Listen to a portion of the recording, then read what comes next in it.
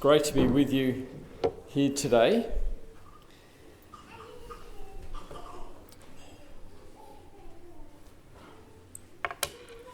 The question I've been asked to speak about is, how did Islam shape civilization, and what would the West look like under Sharia? Sharia is the Islamic name for their legal system. It's a legal system that encompasses everything in life, both religious and the things of this world, the secular things. I have a copy of it here if you wanted to come and see it. This is one of the standard manuals of Islamic law. What I want to do is to look at the difference that Jesus has made to the West, and I'm really going to compare two systems.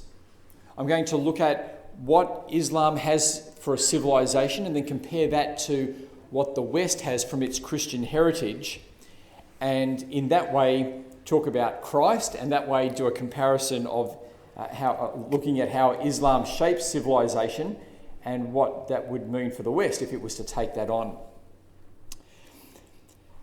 When I talk about the West, we think, well, the West has a Christian heritage. The West has a Christian heritage. And that is true, but it almost wasn't the case. It almost wasn't the case. Recently, we celebrated, although I doubt if anybody did, we celebrated the Battle of Tours. The Battle of Tours, which occurred on October 10th, 732 AD. I believe it's in southern France. Why is that date important? Well, what had happened was that 100 years before, Muhammad had died and sent out his jihadists to bring the world under Islamic rule. They conquered all of North Africa, they conquered the Middle East, all of North Africa, they conquered Spain. They kept going and they only made it as far as Tours. And it was at Tours where European soldiers were able to give them a decisive defeat. Before that time, for 100 years, Europeans had been conquered and enslaved by the jihadists, as they called themselves, and their goal was to take all of Europe. And so Europe could well have had, if it wasn't for the grace of God, a history of Sharia. In the east, of course, it was Constantinople which held out against the Islamic Jihad, but in 1453, Constantinople fell to the Turkish Muslims, and that the fall of Constantinople and the end of Eastern Christian civilization is still celebrated in the Islamic world and looked to as a source of inspiration. One of the points I want to bring out, particularly for our current culture in Australia, is we talk about multiculturalism, and Islam fits within this subject of multiculturalism within our popular discussion. However, this is incorrect.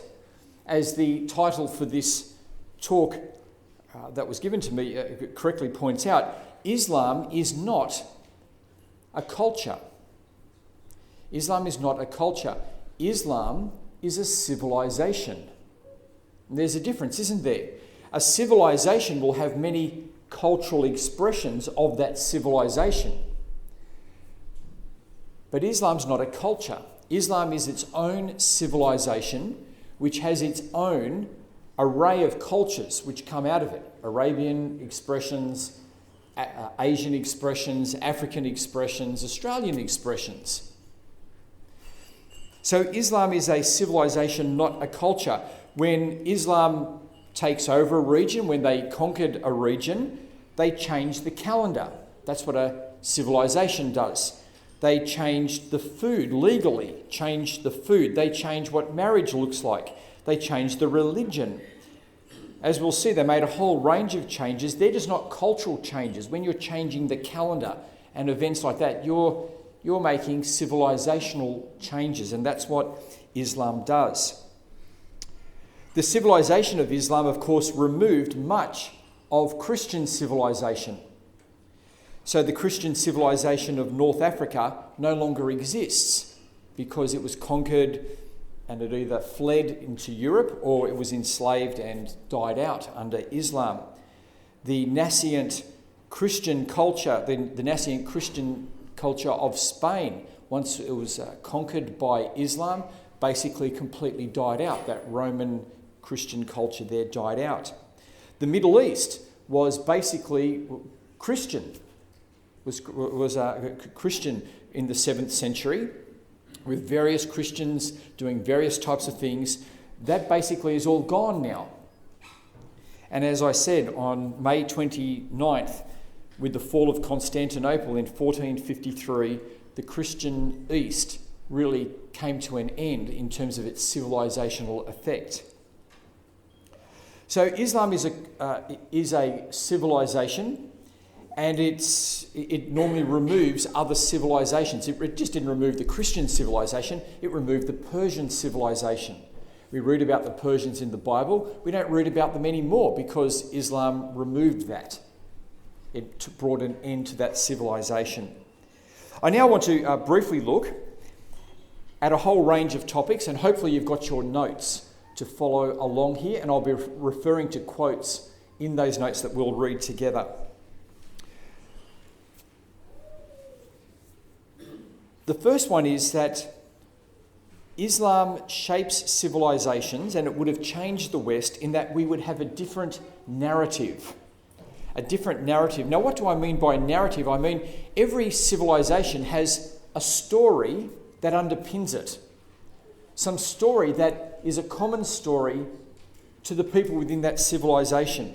And for the West, our story has been the Christian story.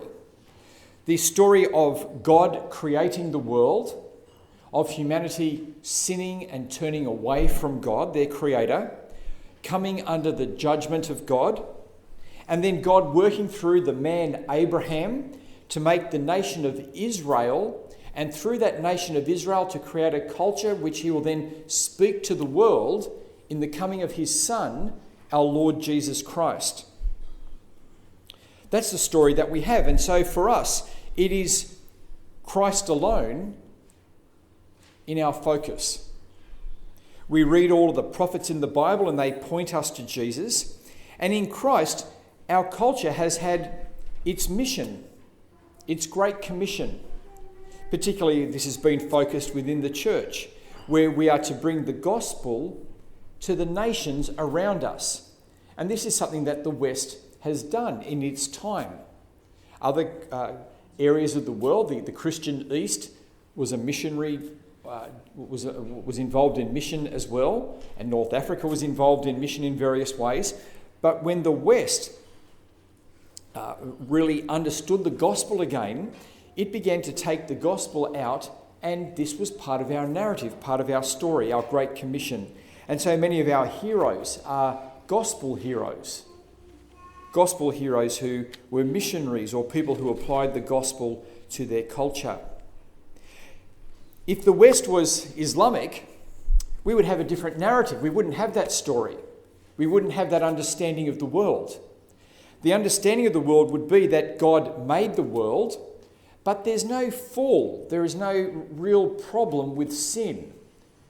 Sin in Islam is not a significant problem. You just need guidance. God has put us on earth for testing. And basically, the earth is not so much to be renewed. There's not the resurrection is not understood in those sense, if at all in the Quran. What happens is that we are to be tested, and you will either go to heaven or you will go to hell. There is no story of redemption in the Quran. The story of redemption that we find throughout the biblical prophets is not there. God in the Quran has sent prophets to every nation. Israel's not unique. Every nation has had a prophet. Even Buddha and the Hindus were all originally Islamic prophets in this way of thinking about the world. And Jesus was sent to the nation of Israel. But of course, the greatest prophet is Muhammad. And so for Muslims, they're not sola Christus, they're not Christ alone, they're Muhammad alone. That would have been a big shift. We would have shifted from being Christ alone to everything being centred around Muhammad. And Muhammad would have given us a very different history. Because Muhammad's Great Commission was quite different to Jesus' Great Commission. Look at point A in your notes, please. This is after Muhammad has conquered Mecca and he's now turning his attention on the Roman and Persian empires. He says, "Fight those who believe not in God and the last day, and do not forbid what God and his messenger Muhammad have forbidden. Such men as practice not the religion of truth." So I'll just pause there. So he's saying, fight everyone who doesn't believe in Allah, the God of Islam, and doesn't follow what I teach, Muhammad. And people who don't follow the religion of truth, that is, those who don't follow Islam. So these are the people you're to fight, those who have been given the book. Now, the people of the book is the way the Quran speaks about Christians and Jews, because we had a book before Muslims did. It says, fight them who have been given the book until they pay the tribute, or it's called the jizya, it's the terms of surrender, out of hand and have been humbled. The Jews say Ezra is the Son of God. The Christians say the Messiah is the Son of God. That is the utterance of their mouths, conforming with the unbelievers before them. God assail them, how they are perverted. It is he who has sent his messenger with the guidance and the religion of truth, that he may uplift it above every religion. So you can see why Christians are to be conquered. It's not that they were involved in any warfare against Muhammad. Christians are to be conquered because of what they believe. It's because they believe that Jesus is the Son of God. That makes you guilty. And so you are to be conquered, and the goal in Islam, the trajectory of the Quran, and it's mentioned 3 times, I've given you the reference there, is that Allah is going to militarily uplift Islam over every other religion. It's important to remember this because we can often assume that Jesus sent out missionaries, therefore Muhammad sent out missionaries. But we're in a different civilization. Muhammad did not send out missionaries. Muhammad sent out jihadists. Muhammad sent out jihadists. And that's quite a different history, isn't it? They didn't go out arguing and being missionaries and martyrs, trying to bring a gospel message to people. They went out as armies to fulfill Muhammad's Great Commission. Look at point C in your notes. The Prophet said, "He who fights so that Allah's word should be superior fights for Allah's cause." It's very clear what the Quran teaches there. And in fact, the Quran glamorises the jihadist. The word jihad means to struggle. You will hear it. You'll hear Muslims talk about it as the struggle. And it is the struggle. It's the struggle to make Islam dominate in all areas. And the Quran lifts up the jihadist above everyone else. Look at point D in your notes. Not equal are those believers, those Muslims, who sit at home and receive no hurt, and those who strive and fight in the cause of God with their goods and possessions. Okay, so they're not equal. There's 2 types of Muslims. Those who sit at home are not equal to those who go out on jihad, who go out to fight. God has granted a grade higher. See, as Christians, we don't think of Christians having higher gradings, do we? We think we're all corrupted by sin and we're all equally saved by Jesus. But in Islam, sin's not a problem. Sin's not something that's corrupted us. And so you can have different grades of obedience to God, and God holds you in different grades before him. So God has granted a grade higher to those who strive or jihad and fight with their goods and persons over those who stay at home. Unto all Muslims, God has promised good, but those who strive and fight, he has distinguished above those who sit at home. by a special reward, ranks specially bestowed by him, and forgiveness and mercy. So if the West was under Islamic law and following Sharia, our famous heroes would not be evangelists. Our famous heroes would not be Martin Luther. Our famous heroes would be the military leaders who, through Western conquest, helped to spread Islam to the world. We'd have a different story, a very different story. We wouldn't be really remembering people like Martin Luther as much. We'd be learning people like Umar or Khalid or the great jihadists of the Islamic histories who conquered the world for Islam. We'd also have a different set of wars. Now, Christians have unfortunately had plenty of wars between ourselves. I wouldn't say that it's a characteristic of all of our history. And by God's grace, the example of Jesus is a mitigating influence against us fighting each other. But we have had wars. But if Europe and the West had accepted Islam or had been conquered and brought under Sharia, we would have different wars. That's how things would be different, because Islam would not have brought us peace. It would have brought us a division.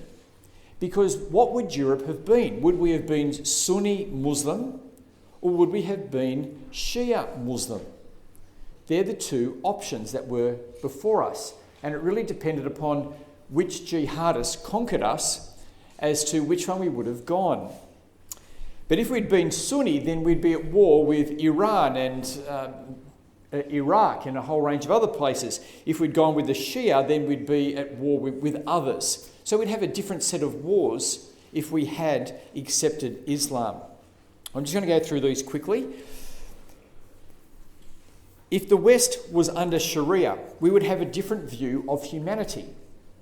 As I pointed out before, the Islamic view is that humanity is not corrupted by sin. We're not corrupted by sin. God has made us weak, and the reason that we sin is that other people lead us astray, and other nations may lead us astray. And to some degree our own desires, but it's mainly the forces around us cause us to sin. That means that if women have to be completely covered up with just their eyes showing, because if they don't, then it's a cause, it's their fault, because I'm pure.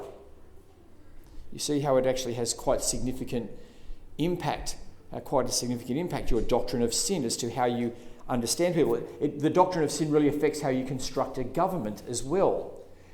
In the West, we've had lots of checks and balances in our government because we believe that everyone's sinful and you ultimately can't trust them. When you have a government when you have people who say we're not corrupted by sin, you have a different form of government. Have a look at point E in your notes. This is how Muslims are encouraged to think about themselves. So this is how the Quran addresses Muslims. It says, "You are the best nation ever brought forth to men, bidding to honour and forbidding dishonour, and believing in God. Had the people of the book," that is Jews and Christians, "believed, it would be better for them. Some of them are believers, but most of them are ungodly." So how are Muslims encouraged in the Quran to think of themselves? That they are the best. They are the best. It's very interesting. You know, in Deuteronomy, where God says to the nation of Israel, "Do not say to yourself that you are better than these other nations. It's not because of your righteousness that I'm giving you this land, but because of their wickedness." You know that part in Deuteronomy? The Quran is the exact opposite. It actually says you're the best. Now that gives you a completely different way of viewing history, because you're the best. Whereas for us in the West, we're very self-critical. In Islam, they're not nearly as self-critical, because the Quran says we're the best. And because of its understanding that humanity is not corrupted, Islam is like Marxism in that it is utopian. It is utopian. Something that the West has had its scourge with in terms of Marxism, which has tried to bring about a utopia with its Marxism and the communism that came from it, all of which failed. But that utopian view is that we can bring heaven on earth now. That sin's not a problem. That just with the right guidance, we can make heaven on earth here. This is what the Marxists believed, and this is how Islam approaches things. Of course, it doesn't work, but the West doesn't have this view. This doctrine of our corruption, of sin, how sin has corrupted us, has made us have checks and balances and accountability and a criticism of our own history that we don't find in the Islamic world to any degree, like we find in the West. My fourth point is that it would lead, the Islamic civilization leads to a different class structure within society. There has been class structures within Christian societies, but the gospel itself and the Bible itself doesn't create a class structure. These things may happen because of economic and cultural reasons, but Islam actually makes a class structure.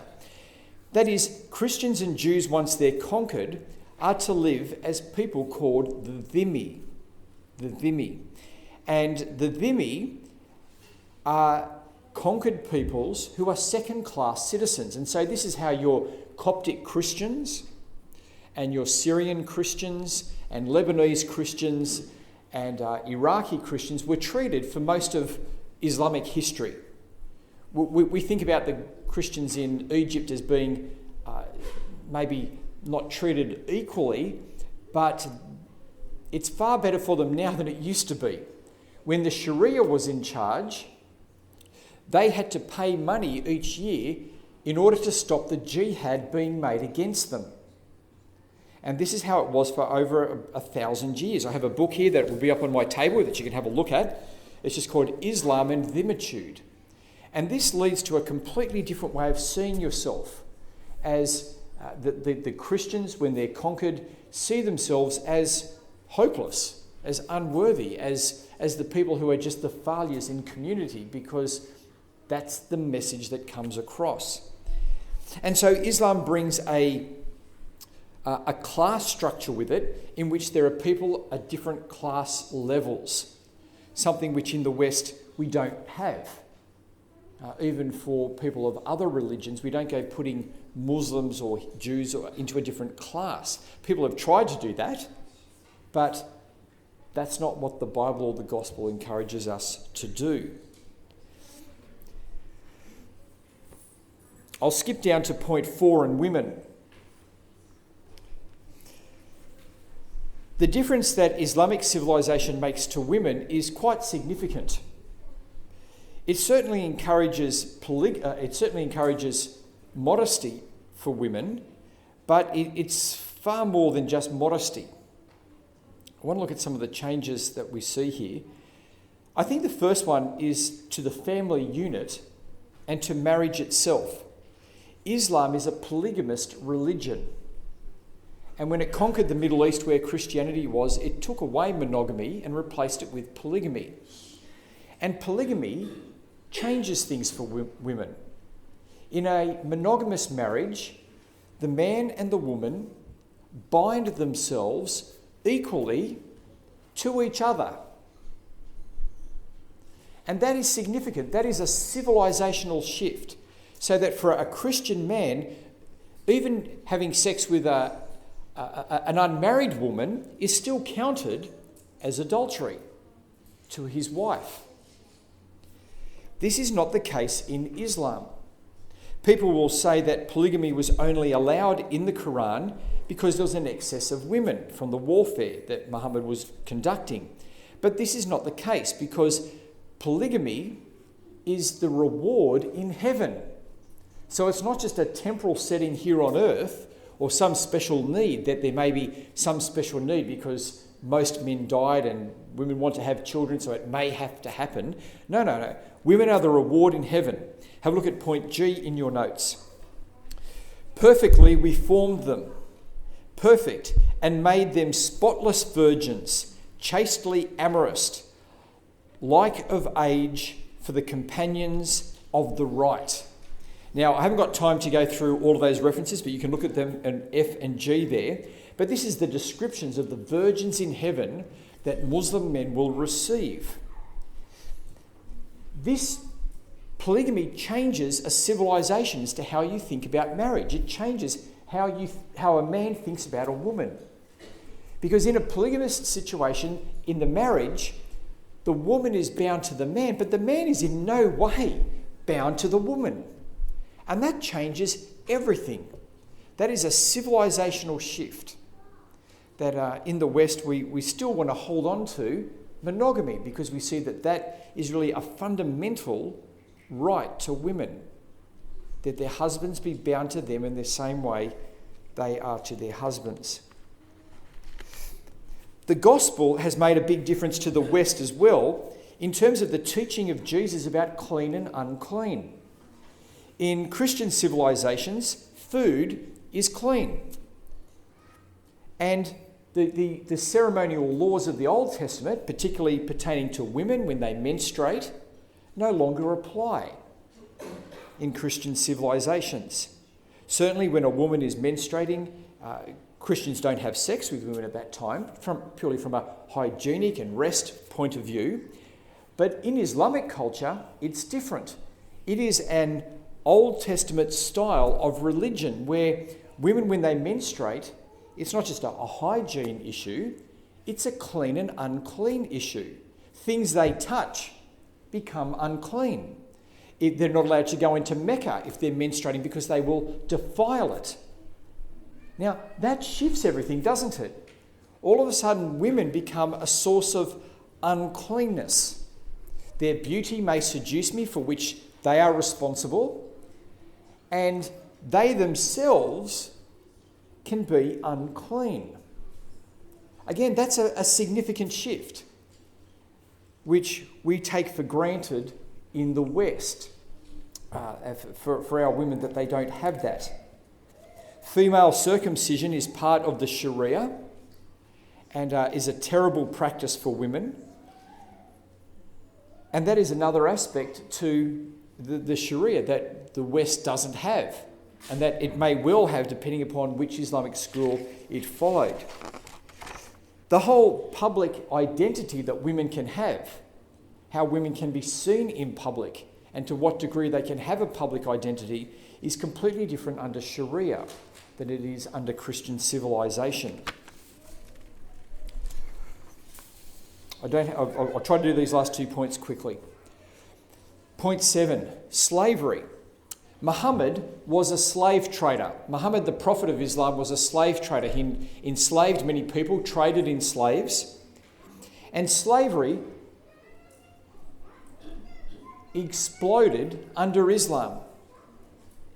It took on new heights under Islam. The Islamic empires are actually the largest slave trading empires in world history. They completely dwarf the North Atlantic slave trade. It's interesting, isn't it, that when we hear about slavery on SBS or the ABC, it's always the North Atlantic slave trade. That's about the third in scale. The first is the Islamic slave trade, the second is into South America, and then the third is the North American. Please have a look at your notes under slavery there. I haven't got these numbered, but we'll just read them together. Slavery in general, and the references I'm giving here are written by an African talking about the influence of Islam and slavery. He says, slavery in general, and black enslavement in particular, thus developed into a deeply entrenched institution accepted by the mainline Muslim heritage, by learned Muslim lawyers and pious believers as a matter of course. Right from the conquest of Egypt by Arab armies between 639 and 642 CE, the land of the blacks, Bilad as-Sudan, became a reservoir of slaves for the Muslim world. The main sources of slavers were war, raiding, tribute, purchase and kidnap. Muslim enslavement of traditional African believers during the wake of jihad movements is one single factor that accounts for the large-scale conversion to Islam in the 18th and 19th century Western and Central Sudan. With regards to most parts of Muslim Africa, however, long before Europeans ever appeared on the scene, slavery was a well-organised and institutionalised system. The holiest city in Mecca, the holy city of Islam, Mecca, became the centre of slave trade in the world and remained so well into the 20th century. From there, slaves captured and brought from East Africa and Sudan were distributed to other parts of Arabia and the Muslim world. Now, slavery was there in the early parts of history, although Augustine was working against it, and it was not a major part of Christianity, but in the end it was Wilberforce and evangelical Christians who worked to abolish slavery. If the West had been Islamic, there would be no abolition of slavery. I have no idea where the impetus would come from. It certainly never came from Islam. There's been no, across the 1200 years that Islam ruled the world, there was never a movement for the abolition of slavery. This is a uniquely Christian thing. The other thing, of course, is that we have the civil rights movement in the US. The reason we have the civil rights movement in the US is because there are people who were from slaves there. That's why we have it, because there are Africans there. This may seem like a really obvious point, but in the Islamic slave trade, African men were castrated. That was the standard practice. And the result is that there's no civil rights movement in the Muslim world. You should realise that. You might think, why isn't... So you never even ask the question, do you, as to why is there no civil rights movement in Saudi Arabia? Well, because the men were castrated. It was generational genocide. Why is there no civil rights movement in Iraq? Well, because the millions who went in there were castrated. Why is there no civil rights movement in Turkey? Well, because the men were castrated. In the US, and I'm not trying to excuse the European involvement in slavery, but we did not castrate the African men. We allowed them to have families, and they are there today.